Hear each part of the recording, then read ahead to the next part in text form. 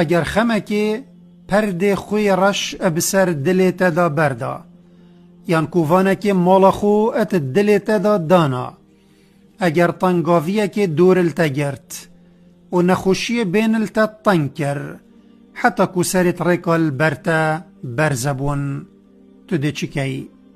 اگر درگهت عسمانی هاتنا گرتن و عرد هشک بو، دارو بار چرمسی و هیویا تمر، اگر کانی آوه اد عردی دا غواره بو، و رشکا برسو تیناتیه البهار جه کسکاتیا زوی و آقارا گرت تو ده چکی.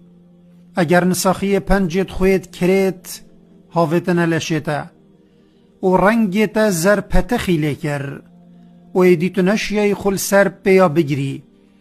اگر دکتر تسلیم بو و بیزاریا خو راگهاند و تو هلایت دستت مرنیدا، هنگی تو ده چکی. اگر اد دریای که دا تل سر پشتا گم یکی بوی، یان العسمانی تو تزکی فروکه یکی دا بی، یان حتی سر عردی او ترمبیلا تو تهاجویش دستت درکفت و تناف برا تو مرنیدا بهستک یان کمتر ما.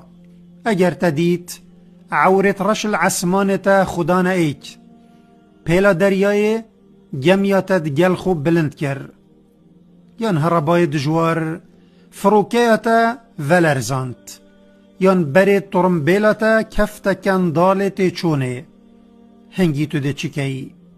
اگر ریا وکری البرتا هاتا گرتن، شیر زورداری نزیکی ستویتا بو، دست ترسه حفکات شدانت، خوشتویا بار کر و الصحرایا گرما جیان تو هلا یبتنه، خریبی دلت هنجنی، محرومی سرت سپیکر، هنگی تو ده چکی.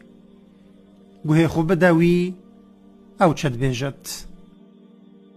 وما بكم من نعمة فمن الله ثم إذا مسكم الضر فإليه تجأرون.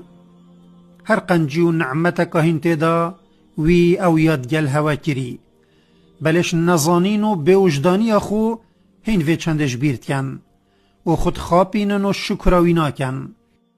کنگی پرده درویل بر چاوت هوارات بد و هین الراستی هشیارت بن. دمهین هندت بینن او نعمت نما اش دسته هوا در کفت. هنگی او خرستی و فطرت خودت نفس هوا دا چاندی ایکا هندش هوا چید کت الدم تنگاویه